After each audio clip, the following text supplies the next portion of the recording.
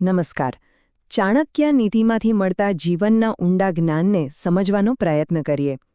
આજે આપણે એવા સનાતન સત્યોની વાત કરીશું જે રોજબરોજની જિંદગીની મૂંઝવણોમાં એક રાહ ચીંધે છે. તો ચાલો આ સફર શરૂ કરીએ. આજે શરૂઆત જ આ ઊંડા શબ્દોથી કરીએ. કેટલી સાચી વાત છે નહીં? આ એક એવી લાગણી છે જે કદાચ આપણામાંથી ઘણાએ ક્યારેક ને ક્યારેક તો અનુભવી જ હશે. આ હાર શરીરની નથી હોતી પણ મનની હોય છે. અને આ જ સંઘર્ષને સમજવો એ જ આપણી આજની ચર્ચાનો મુખ્ય પાયો છે. તો આ જ્ઞાનની યાત્રાને આપણે 4 મુખ્ય ભાગમાં વહેંચીને સમજીશું. સૌથી પહેલાં પોતાને જાણવું, પછી સંબંધોની હકીકત શું છે એ જોઈશું, ત્યાર પછી પડકારોનો સામનો કેવી રીતે કરવો અને અંતે દૃષ્ટિકોણની શું તાકાત છે એના પર વાત કરીશું. તો ચાલો શરૂ કરીએ આપણા પહેલા વિભાગથી, પોતાને જાણવું. કેમ કે એવું કહેવાય છે ને કે દુનિયાને સમજવી હોય તો પહેલાં પોતાની જાતને સમજવી પડે. આ જ સૌથી પહેલું અને સૌથી અગત્યનું પગલું છે. તો સવાલ એ છે કે આત્મજ્ઞાન એટલે શું? બહુ સરળ રીતે કહીએ તો એ સમજ કે આપણા વિચારો જ આપણી આસપાસની દુનિયા બનાવે છે. જેનામાં આત્મવિશ્વાસ નથી એ ગમે તેટલો શક્તિશાળી હોય એ નિર્બળ જ ગણાય. અને ગમે તેટલો બુદ્ધિશાળી હોય પણ એ મૂર્ખ જ છે. મતલબ કે સાચી શક્તિ બહારથી નહીં પણ આપણી અંદરથી જ આવે છે. અને જુઓ, આ વાત કેટલી સરસ રીતે અહીં સમજાવી છે. પોતાની જાતને જાણવી કેમ જરૂરી છે? કારણ કે ઘણીવાર બીજાના જેવું બનવાની દોડમાં આપણે આપણી પોતાની અંદર જે ખાસિયત છે, જે પ્રતિભા છે, એને જ ક્યાંક ખોઈ બેસીએ છીએ. સાચું જ્ઞાન તો પોતાની અંદર શું છુપાયેલું છે એને ઓળખીને એને બહાર લાવવામાં છે. તો પછી એક આત્મજાગૃત વ્યક્તિ હોય કેવી? વેલ, એ એવી વ્યક્તિ છે જે જાણે છે કે એનું મૂલ્ય કોઈની પ્રશંસા કે ટીકા પર આધારિત નથી. એને પોતાના શબ્દોની તાકાત ખબર હોય છે. બિલકુલ દુકાનના તાળાની જેમ. જેમ દુકાનદારને ખબર હોય છે કે તાળું ક્યારે ખોલવું અને ક્યારે બંધ કરવું, બસ એવી જ રીતે એ વ્યક્તિ જાણે છે કે ક્યાં બોલવું અને ક્યાં મૌન રહેવું. ચાલો હવે આગળ વધીએ આપણા બીજા વિભાગ તરફ, જે છે સંબંધોની વાસ્તવિકતા. સાચું કહું તો માનવ સંબંધો થોડા જટિલ તો હોય જ છે અને એને સમજવા માટે ઊંડી સમજણ તો જોઈએ જ. વિચારો કે સંબંધોમાં સૌથી વધુ દુઃખ કોણ આપે છે? કોઈ દુશ્મન? ના, દુઃખ આપે છે આપણી પોતાની અપેક્ષાઓ. જ્યારે આપણે કોઈ પાસે આશા બાંધીએ અને એ તૂટી જાય ત્યારે જે નિરાશા મળે છે ને, એ ખરેખર ઘણું બધું શીખવી જાય છે. પ્રેમ અને અહંકાર વચ્ચેનો તફાવત બહુ સ્પષ્ટ છે. જ્યાં પ્રેમ હોય છે ને ત્યાં સંબંધ બચાવવા માટે માફી માંગવામાં નાનપ નથી લાગતી. પણ જ્યાં અહંકાર હોય ત્યાં હંમેશા એ જ રાહ જોવાય છે કે સામેવાળો માફી માંગે. આ નાનકડો જ ફરક છે પણ એ જ સંબંધોનું ભવિષ્ય નક્કી કરી નાખે છે. આ વાત હંમેશા યાદ રાખવા જેવી છે. જે આપણી સાથે રહીને જ આપણી સાથે છળ કરે એનાથી મોટો કોઈ દુશ્મન હોય જ ના શકે.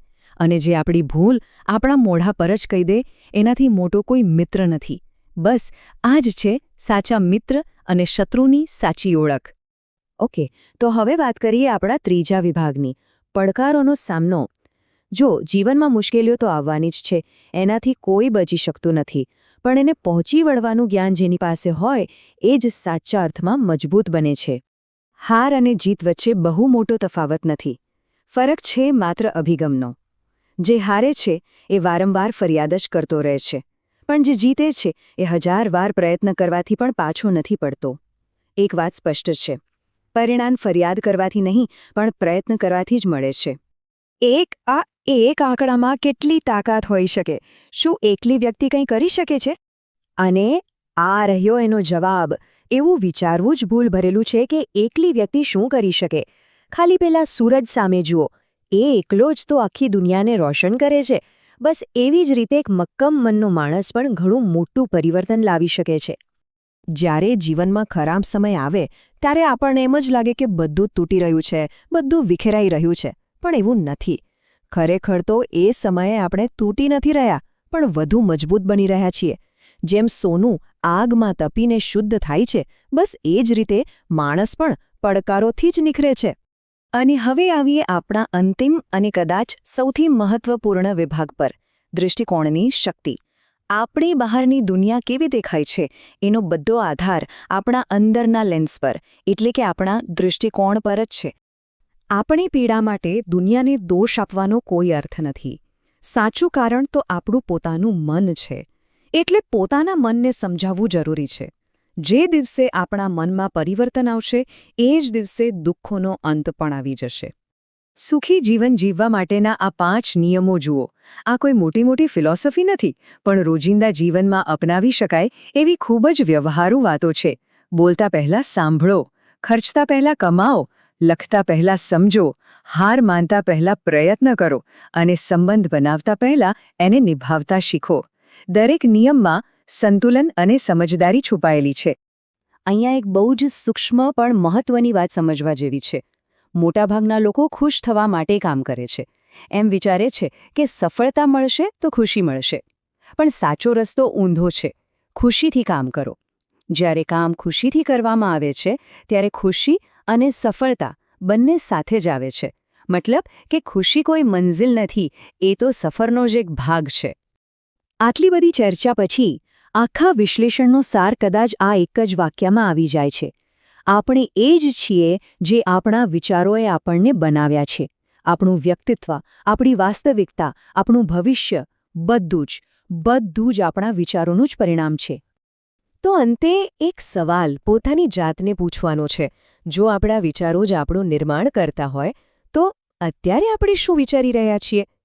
આ એક વિચાર સાથે આજની ચર્ચા અહીં જ પૂરી કરીએ છીએ. વિચારતા રહેજો.